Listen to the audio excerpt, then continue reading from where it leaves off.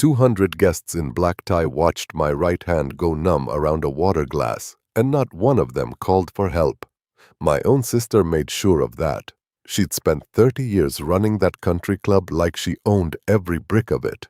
What she didn't know was that I actually did. That night, in the ballroom my grandfather built with his own hands, my sister looked at a man who might have been having a stroke and called it an embarrassment. She was about to find out exactly whose club she'd just humiliated herself in. Welcome to Family Story Archives. Get comfortable. This one is going to take you somewhere. Drop a comment and let me know where you're watching from. Hit that like button and make sure you're subscribed. Trust me, you're going to love it here. My name is Frank Delacroix. I'm 68 years old. I retired 6 years ago after 31 years in investment banking, and before you picture some guy in a corner office with a view of the skyline, let me stop you right there. I ran numbers. That's it. I moved other people's money around so it grew a little faster than it would have on its own. Nothing special. That's what I always told people, and for a long time, that's what I believed about myself too. I live alone now, in a brick house on Britannia Street that used to belong to my grandmother. My wife Diane passed 4 years ago. Cancer. Fast, the way it sometimes is. My kids are grown and scattered, one in Houston, one in Atlanta, and neither of them calls much anymore, not since Diane isn't around to remind them.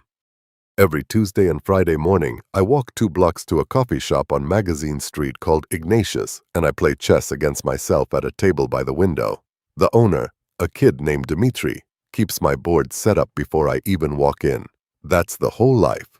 Coffee, chess, a quiet house, a car that runs fine even though it looks like it shouldn't.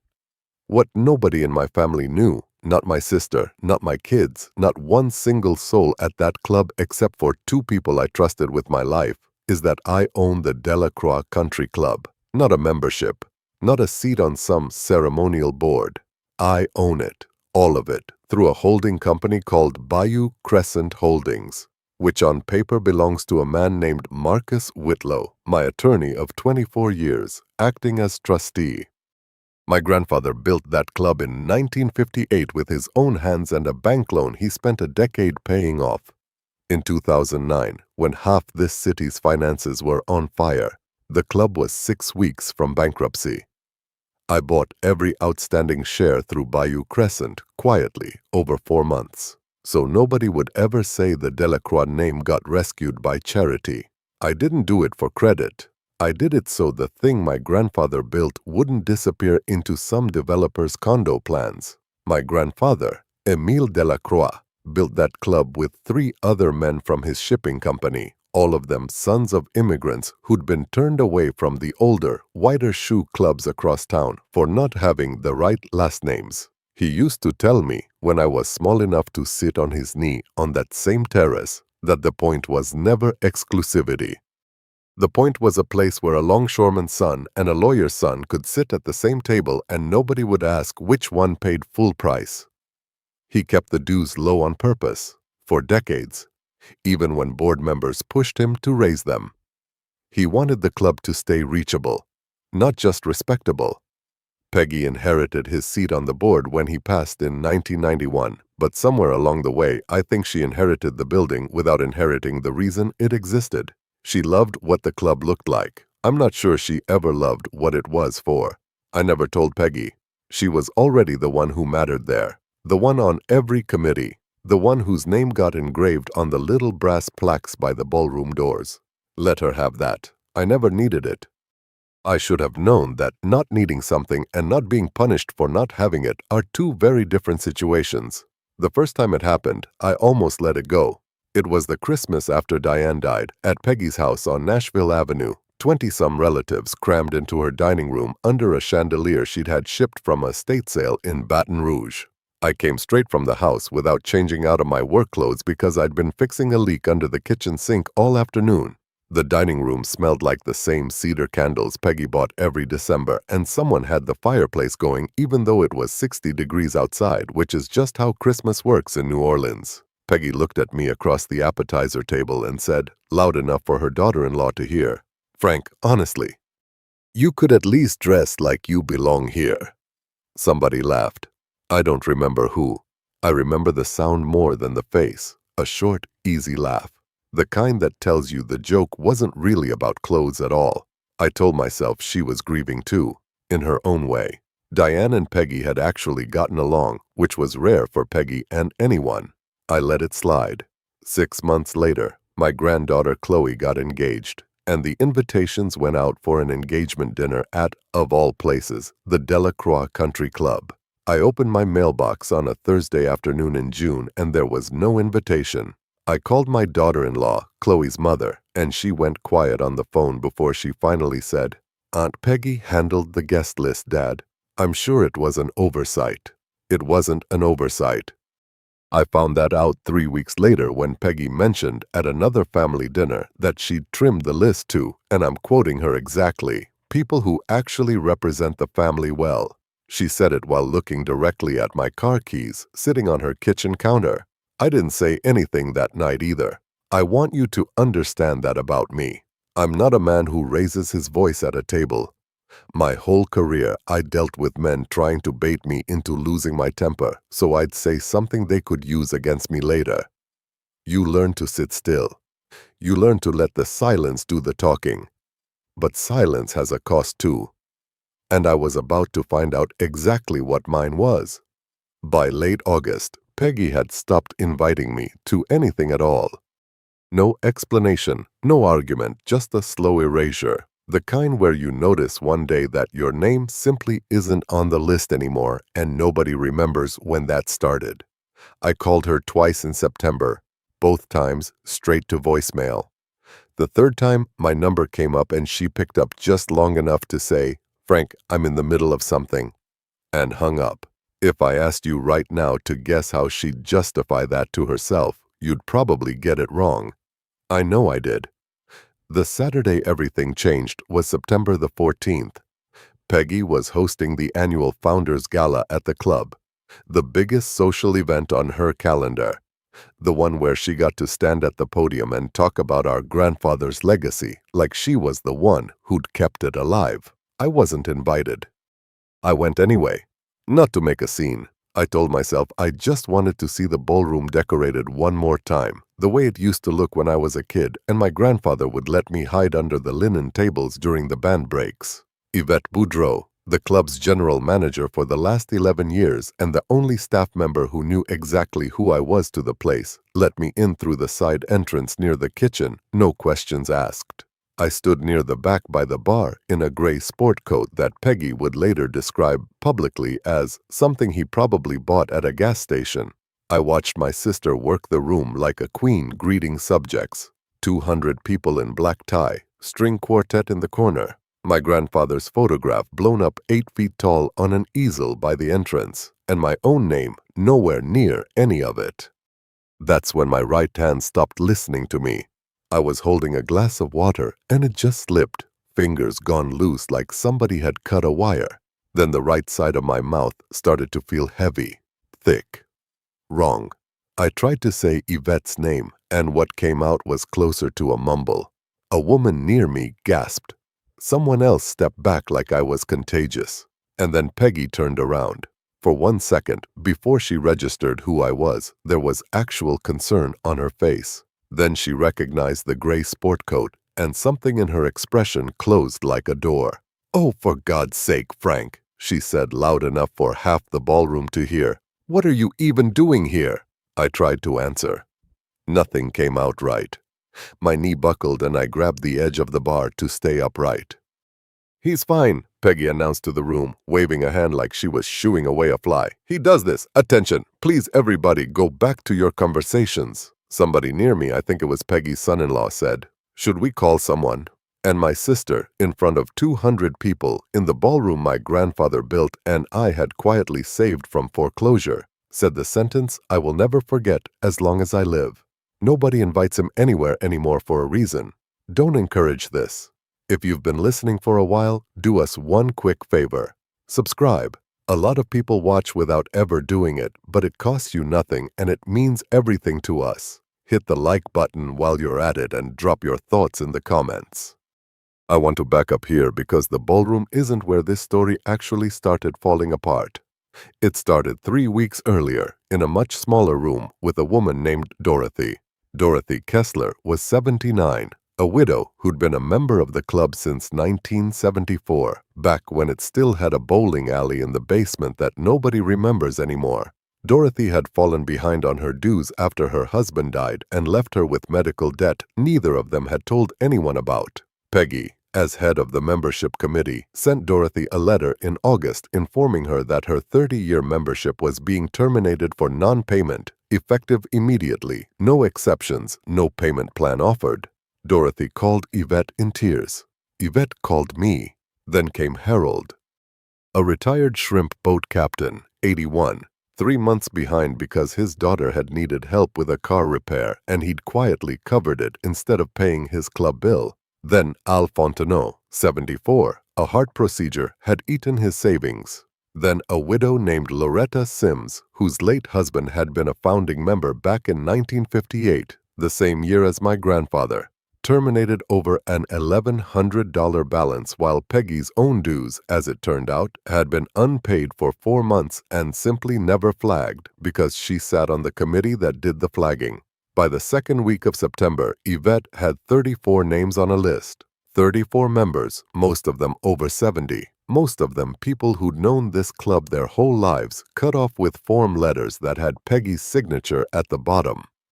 There was a couple, the Guillories, married 52 years, terminated the same month their granddaughter had her wedding reception booked in the club's garden room, a deposit they'd never see refunded. There was a retired school teacher named Beatrice Odom who'd taught 3 generations of Delacroix children how to swim in the club pool for free every summer, off the books because she loved doing it, cut off over a $400 balance while Peggy's new grand piano alone cost 14 times that. There was a man named Curtis Prejean, 66, a retired postal worker who'd been quietly mentoring teenagers in the club's junior golf program for 9 years without ever taking a dime for it, terminated over a $312 balance the same month Peggy approved a $9,000 floral contract for the gala centerpieces alone. There was a pair of sisters, both in their 80s, the Fontenot twins, not related to Al, who'd split a single membership between them for decades to make it affordable, an arrangement the club had honored since 1979 until Peggy's committee decided that year it no longer met current standards, whatever that meant, and cut them both loose in the same envelope. Each name Yvette read off that list changed what I thought I understood about my sister a little more.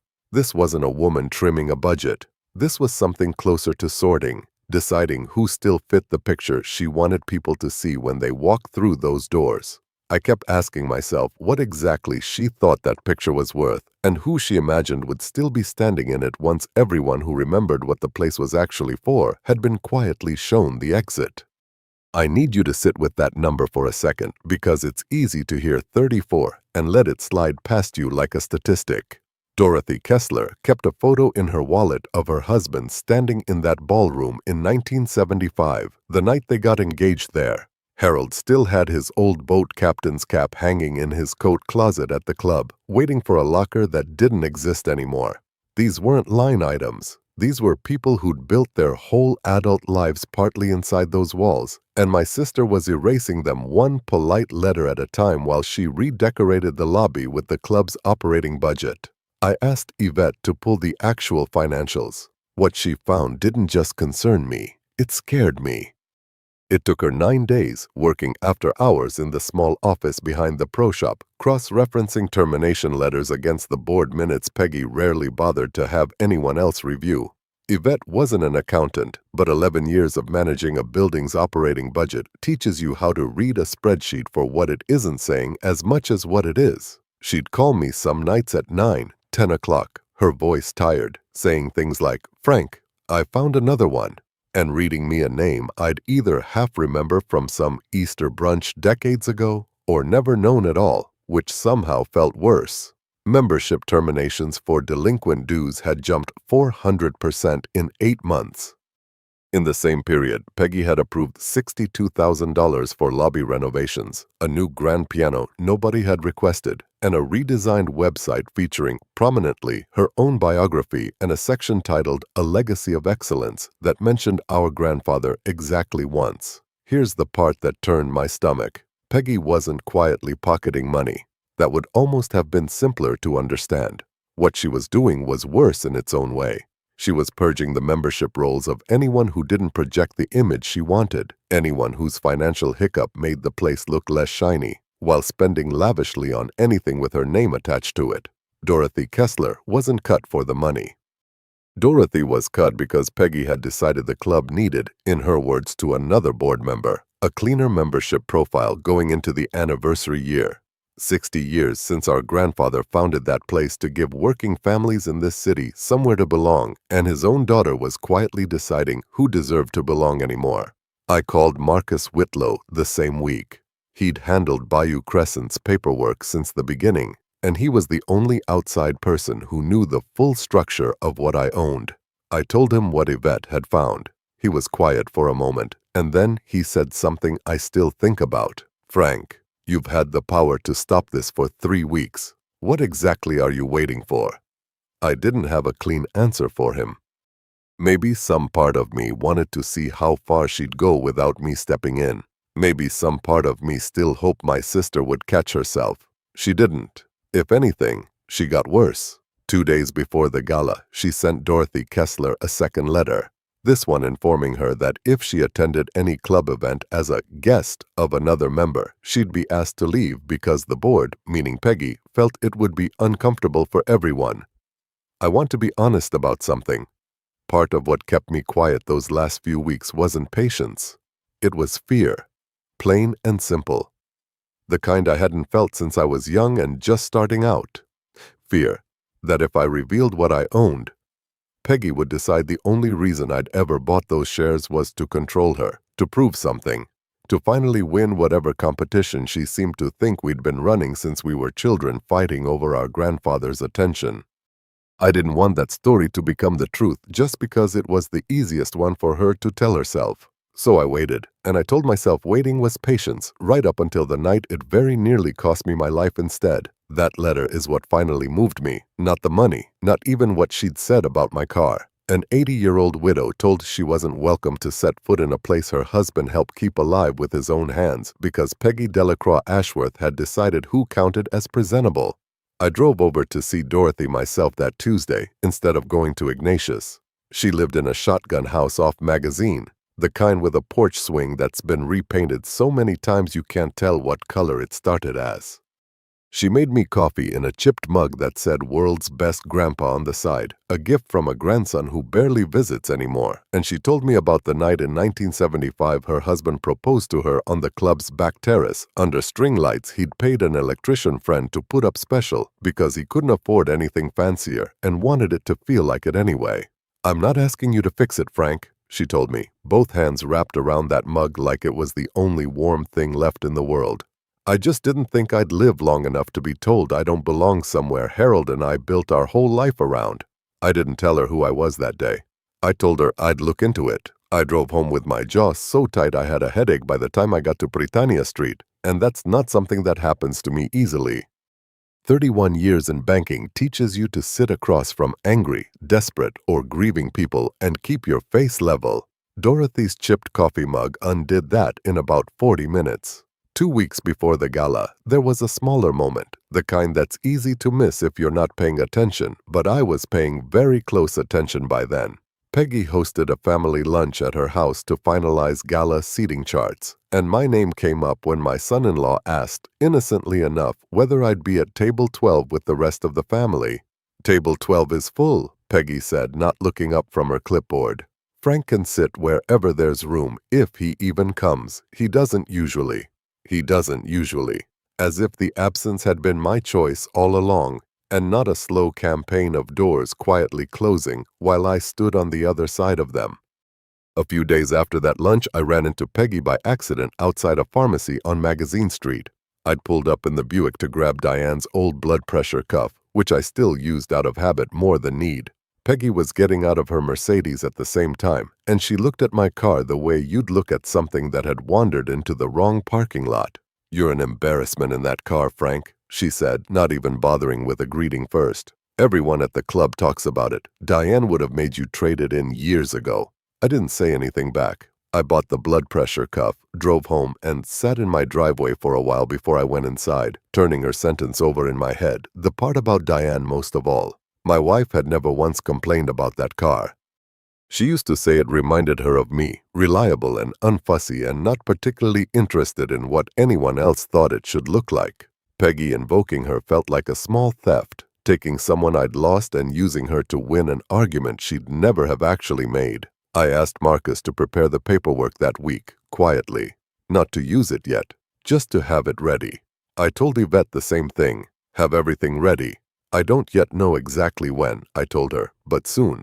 Marcus and I met at his office on Camp Street that same week, the two of us going over the paperwork line by line at a conference table that had probably seen more quiet family reckonings than either of us could count. He laid out two options. I could reveal the ownership quietly, through a letter to the board, no spectacle, no audience. Or I could wait, let things play out a little further, and see whether Peggy course-corrected on her own before it came to that. "You've spent 15 years staying invisible on purpose," Marcus said, sliding his glasses up his nose the way he does when he's about to say something he thinks I won't want to hear. "I don't think you actually want quiet anymore, Frank. I think you're waiting for a reason good enough to justify not being quiet." I told him he was wrong. I've thought about that conversation a lot since, and I'm no longer sure he was. Neither of us expected soon to mean that Saturday in front of 200 people, with my own hand shaking around a water glass. If you've been listening for a while, do us one quick favor. Subscribe.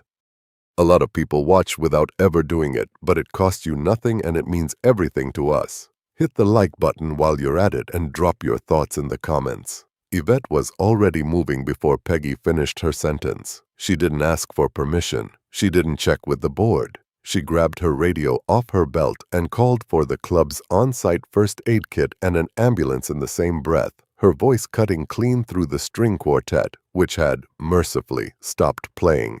"Mr. Delacroix needs medical attention right now," she said, loud enough that the whole room turned. "And nobody in this building is going to tell me otherwise." Peggy's face did something complicated. Confusion first, then irritation, like Yvette had just contradicted her in front of donors. "Yvette, I said he's fine. He does this for attention. I don't know why you're—" "He is not fine," Yvette said. "And you are not the person who makes that call." I remember the room going strange and slow, the way rooms do when your body is failing you a little and your mind is still trying to catch up. I remember somebody's hand under my elbow, a stranger, keeping me from going all the way down. I remember Peggy, still talking, still trying to smooth the moment over for her audience, saying something about how he's always been dramatic since Diane passed. Dr. Elena Vasquez arrived with the ambulance 11 minutes later. She'd later tell me, once I could speak clearly again, that 11 minutes for a possible TIA, a transient ischemic attack, was close enough to the edge that she didn't like thinking about what another 20 minutes of Peggy's "he's fine" might have cost me. Chair, oxygen, a blood pressure cuff, someone asking me to squeeze their fingers. My words were coming back slowly, in pieces. And through the fog of it, I heard my sister, still standing a few feet away, saying to the woman next to her, not even bothering to lower her voice, "This is exactly the kind of thing that happens when you let certain people wander in uninvited." That sentence is the one that decided everything. Yvette knelt down next to my chair while the paramedics worked, and she said something quietly, just for me. "Mr. Delacroix, do you want me to say it now?" I looked at my sister across the ballroom, still performing composure for a crowd that was starting to whisper, still more concerned with the optics of an ambulance in her gala than with whether her own brother could feel the right side of his face. I nodded. Yvette stood up, and for the first time in 11 years working under my sister's authority, she stopped being quiet about who actually signed her checks. "Everyone," she said, loud enough that the quartet didn't even try to start playing again. Before anyone says another word about who belongs in this building, I think you should know something." Peggy laughed, a short, sharp sound. "Yvette, this really isn't the time for—" "The Delacroix Country Club," Yvette continued, "is wholly owned by Bayou Crescent Holdings, has been since 2009, when this club was 6 weeks from closing its doors for good. Bayou Crescent Holdings is a trust managed for one beneficiary." She paused, and I watched 200 faces lean in without meaning to. Frank Delacroix. Nobody in that room called it a false victory when it was happening. Peggy certainly didn't experience the last 10 minutes as a victory at all, standing there mid-sentence about her own legacy. But if you'd asked her an hour earlier how the night was going, she'd have told you it was the best night of her year.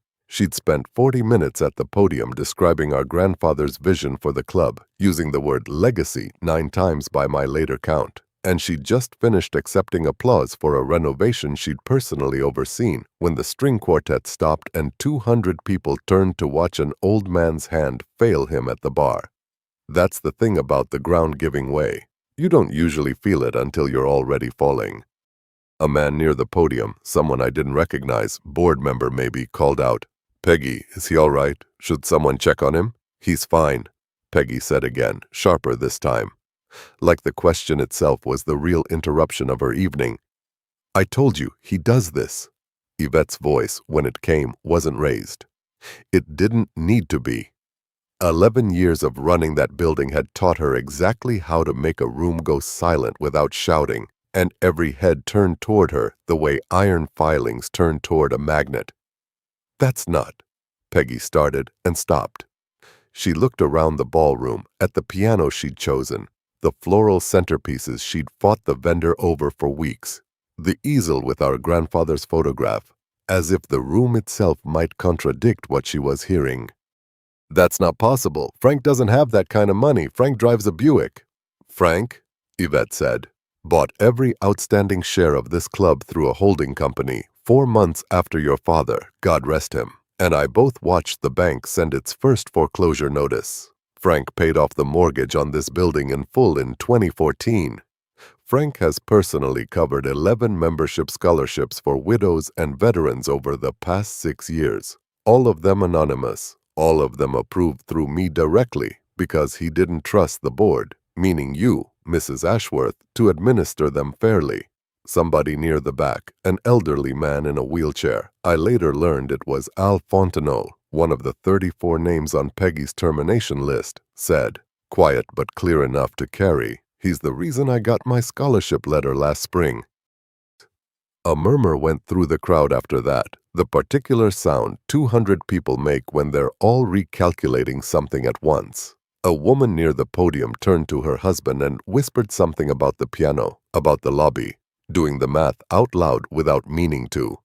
Someone else asked, not unkindly, whether this meant the terminated members would be getting their memberships back, and Yvette said simply, "Yes, all 34 of them, as of tonight," which drew a small, startled round of applause from a table near the bar where, it turned out, 3 of the terminated members' children happened to be seated as guests. Peggy turned to look at me, and for the first time since I'd walked in, she actually looked at me, not through me. "Frank," she said, and her voice had lost all its performance now, "why wouldn't you tell me?" I found enough of my voice back to answer her, even if the words still came slow. "Because you would have wanted credit," I said, "and I wanted the club saved. Those aren't the same thing to you, Peggy. They never have been." The paramedics were moving me toward the door by then, Dr. Vasquez insisting I get to Turo Infirmary for imaging before anyone said another word to me. The last thing I saw before the doors closed was my sister standing alone in the middle of her own gala, 34 terminated members somewhere out there in the world she'd have to answer to eventually, and 200 guests who suddenly weren't sure whose party they'd been attending. They kept me overnight at Turo. Dr. Vasquez confirmed it had been a TIA, a warning stroke, minor damage, no lasting deficits, but a clear signal that my blood pressure and my stress levels needed real attention going forward. She told me, not unkindly, that whatever had been happening in my life the last several months had likely played some part in it. I didn't need her to spell it out further. Yvette stayed in the waiting room past midnight, even after I told her she didn't need to. Around 1 in the morning, a nurse let her back for 5 minutes, and she sat by the bed without saying much, just handed me my phone and said, "Marcus has been calling. I told him you'd call in the morning. I figured tonight you'd earned some quiet." I don't think I properly thanked her for that. Not that night. I'm not sure I've properly thanked her since, though I've tried in smaller ways, the kind that don't require either of us to say the word out loud. Diane would have known what to say to me that night, lying there with wires taped to my chest, listening to a machine count my own heartbeat back to me. She always did. I remember thinking, somewhere in the fog of that hospital bed, that some part of this whole mess might never have happened if she'd still been around to remind Peggy who I actually was before Peggy had the chance to decide who I wasn't. Marcus came by the hospital the next morning with the paperwork I'd asked him to prepare the week before. I signed 2 things that day. The first reinstated all 34 terminated memberships, backdated with outstanding balances forgiven, and a standing hardship fund created in Dorothy Kessler's late husband's name, so no member would ever again lose 30 years of belonging over a bill they were too proud to ask help with. The second removed Peggy from the membership committee entirely and restructured her role on the board to an advisory position, reviewed annually, no operational authority. I didn't strip her name off the building. I didn't humiliate her publicly beyond what had already happened in that ballroom, which frankly she'd done to herself. I'm not in the business of burning things down just because I finally could. Peggy came to see me 2 days after I got home, standing on my porch on Britannia Street like she wasn't sure she was allowed inside anymore. She didn't apologize right away. My sister has never been good at that. What she said instead was, "I didn't know your hand had gone numb before I said that. I thought you were being dramatic. Diane used to say you did that sometimes when you wanted attention you wouldn't ask for directly." Diane was talking about arguments, I said, not strokes. She sat down on the porch step, and for a long moment neither of us said anything. Then she asked quietly, "How long were you planning to let me find out?" "I wasn't planning anything," I told her. "I was hoping I wouldn't have to." She picked at a loose thread on her sleeve for a while before she spoke again. "Do you know what it's like?" she said. "Being the one everyone expects to hold this family together." Mom leaned on me for that my whole life, even before Dad passed.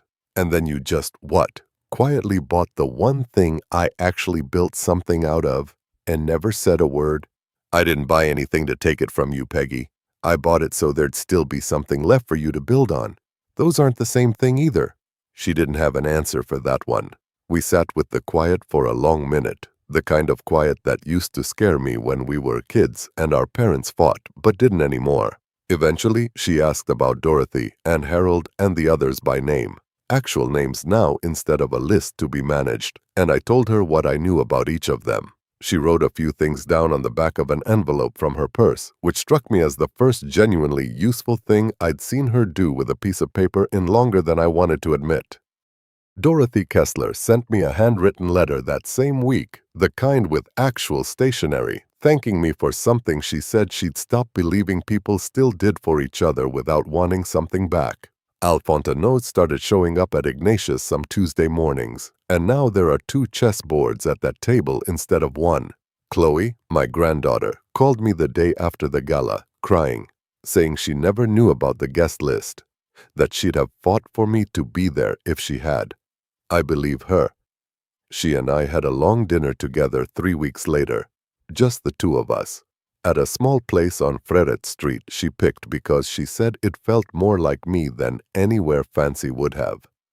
She asked me questions about her great-grandfather. I don't think anyone in the family had asked in 20 years what he sounded like, whether he was funny, what he would have made of all this. I told her about the linen tables and hiding underneath them during band breaks, and she laughed in a way that reminded me so much of Diane I had to look down at my plate for a second. Before dessert came, she reached into her bag and pulled out an old photograph she'd found going through her mother's things, my grandfather standing on that same terrace in 1958, hand on the shoulder of a much younger version of me. "I want this at my wedding somewhere," she said.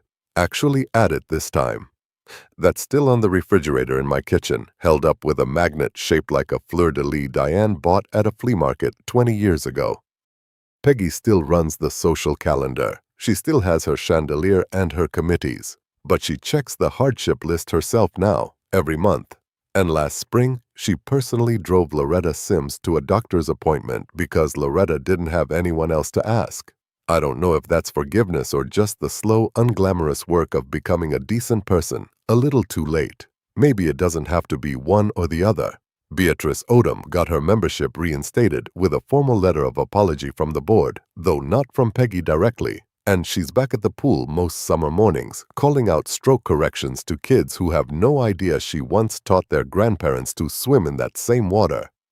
The Guillories got their granddaughter's deposit refunded twice over, and I made sure the garden room was blocked off for her rescheduled reception free of charge. Small things.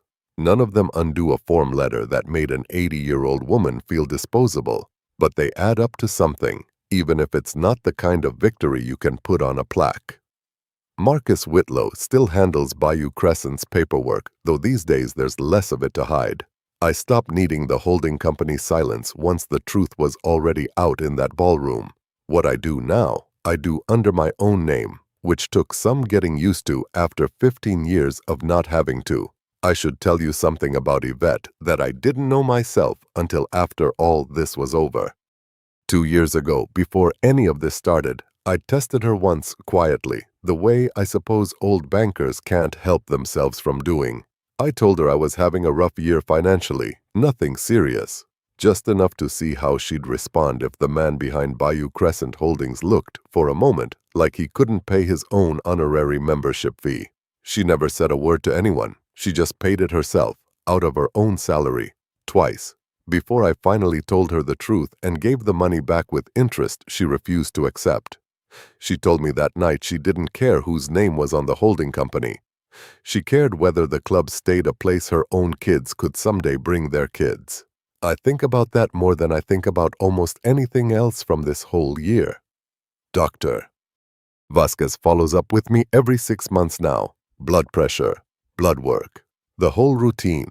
At my last visit, she told me most of her patients who survive a TIA end up making exactly one real change afterward.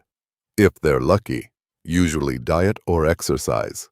She said mine seemed to be setting boundaries with my own family, which she admitted wasn't a line item on any chart she'd ever filled out, but she'd take it. My son in Houston and daughter in Atlanta both called within days of hearing what happened, the story having traveled through the family faster than I could have managed it myself. Neither of them had known about Bayou Crescent either. My son, in particular, went quiet on the phone for a long stretch before saying, "Dad, why didn't you ever tell any of us what you were still capable of?" I told him the same thing I'd told Peggy on the porch. I wasn't hiding what I was capable of. I was just tired of it being the only thing anyone in this family seemed interested in about me. I still drive the Buick, still play chess by the window at Ignatius, still order the same coffee.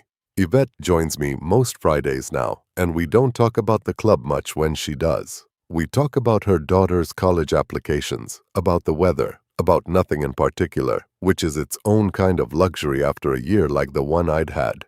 Dimitri started keeping a second chessboard set up before either of us arrives, without either of us ever asking him to, which is the kind of small, unasked-for kindness I've come to notice a lot more of since that September. My grandfather used to say that a place only really belongs to the people who show up for it when nobody's watching. I spent 15 years showing up quietly, paying dues nobody knew I was paying, saving something my own sister nearly finished dismantling in the name of protecting it. I'm not sure I'd change that, even knowing where it nearly led.